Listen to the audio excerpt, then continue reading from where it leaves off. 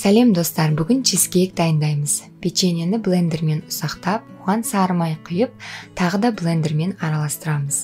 Формаға печеньелі ұнтағымызды орналастырып бастырамыз.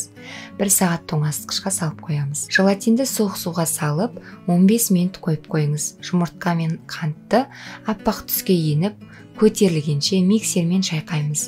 Кілегейлі ірімшікке ванильді қант пен лимон цедрасын қосып араластырамыз. Жұмыртқалы массаны салып, мұқият біріктіреміз. Лимон шырынын ыстып, ісінген желатинге құйып, ерігенше араластырамыз да, оны да сүзбелі массамызға қосып біріктіреміз.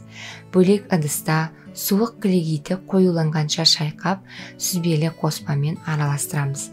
Қоспаны печеньеміздің үстіне құйып, тоңазытқышта кем дегенде 5 сағатқа қойып қоямыз.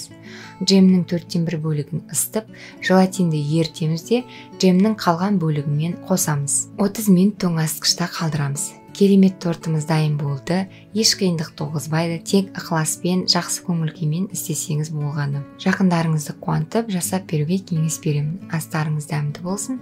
Келесі жүздескенше.